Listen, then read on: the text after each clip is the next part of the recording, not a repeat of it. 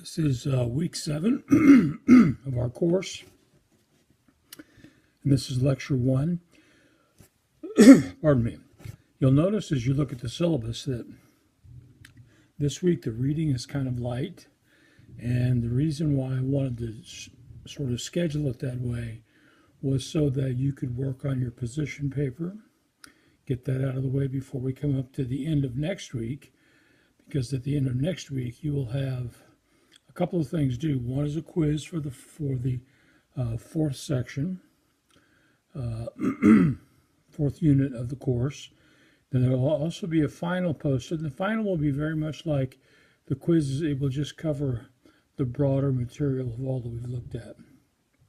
The position paper, if you'll recall looking at the syllabus, is a 4 or 5 page discussion on the importance of the doctrine of revelation to the task of apologetics. And so that's what we'll be looking for from you on that particular issue. Now remember that there's a book review that's due, but I suspect that some of you will opt out of the book review and instead choose to write the analysis of the film God Is Not Dead 2.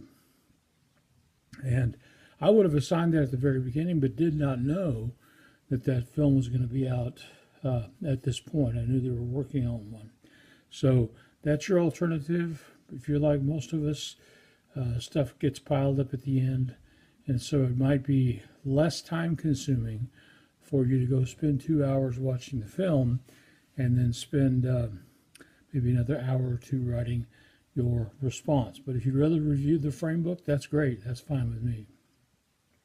All right, so chapter 23 of Grotius' book is what we're going to talk about today, and this deals with the whole issue of religious pluralism.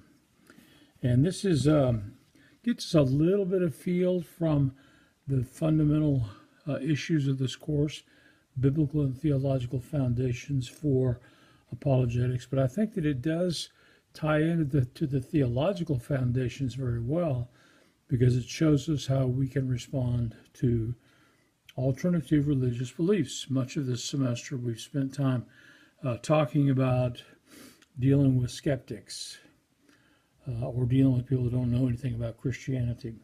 And the assumption is that many of them also are not adherents of any other religious system.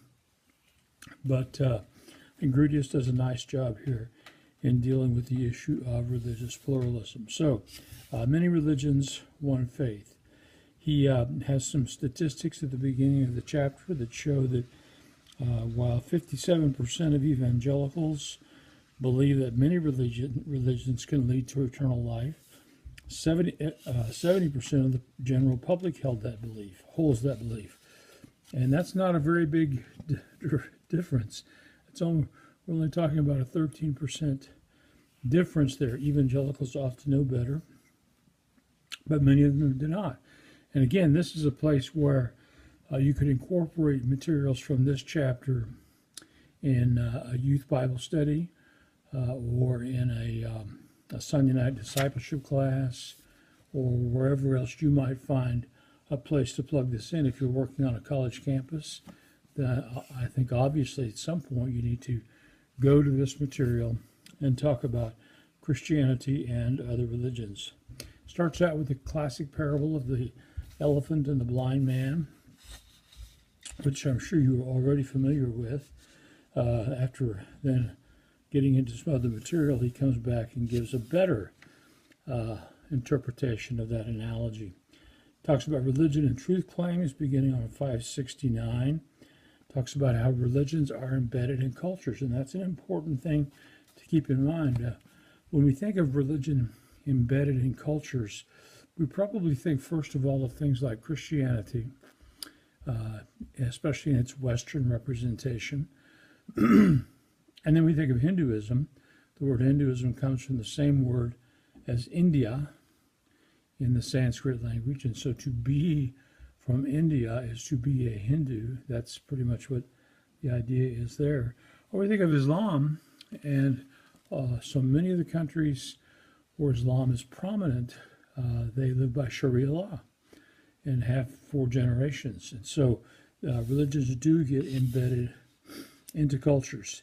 Beginning in 571, he has a discussion of ultimate reality and compares three different approaches on the question of ultimate reality: Christianity, then non-dualistic humanism, and then classical Buddhism, which is also non-dualistic,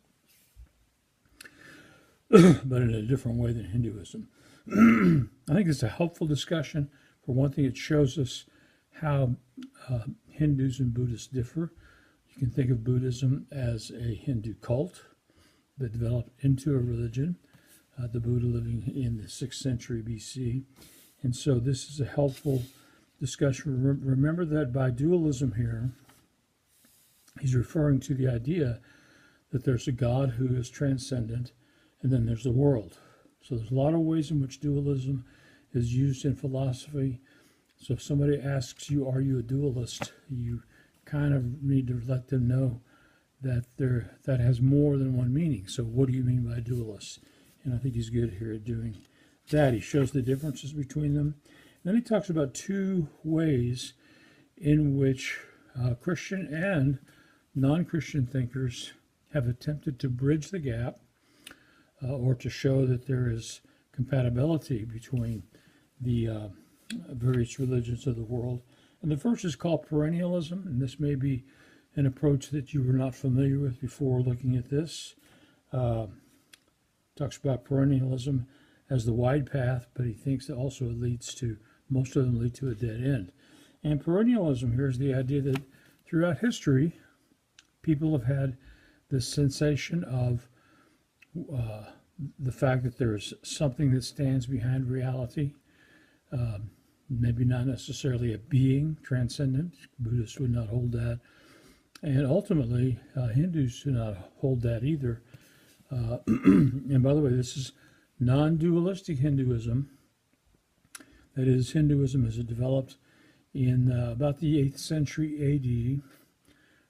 If you were to visit various countries in the world, you might come across a number of dualistic forms of Hinduism, ones that worship a variety of different Hindu gods. Been down to Trinidad a couple of times, and it seems like that for every church there's a Hindu temple. And they normally are focused on the worship of some being or some representation of the deity. But he mentions people like Joseph Campbell, of course, who's probably the best and most recognizable name on this list, especially if you're my age or a little younger. Campbell did a number of TV, PBS presentations on religions, and I haven't had a chance to watch it yet, but I know that Morgan Freeman is currently doing a series on God, which is airing on National Geographic. And though I haven't had a chance to watch any episodes of it, I would probably guess just up front, because National Geographic asked him to do it, and just kind of knowing something about the man, at least by reputation, that he would probably hold a Joseph Campbell kind of view, that there have always been these religious impulses, and they're not all that different.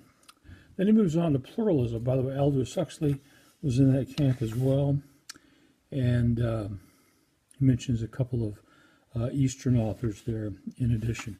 Then in pluralism, he appeals primarily to John Hick. Hick has come up before in our discussion. He mentions a couple of books by Hick. The book that I first read by Hick, where I got this real sense of pluralism, is his book, God Has Many Faces. And so what he does here is he shows the strategies of people like Hick.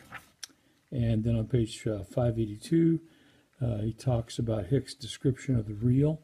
Spends the next several pages debunking that idea. And then he gets eventually over to Christianity and the unevangelized, and the debate on unevangelized people, basic points. And here he's going to give us 8 points. And you can look at those. I don't need to spell them out here in the lecture for you because they're right on the page. But I think that this is a very good presentation. I think it's a very helpful chapter. If you want a discussion of other religions and Christianity, and you don't have days and weeks to wade through a bunch of books, at least not at first, this is the place to start.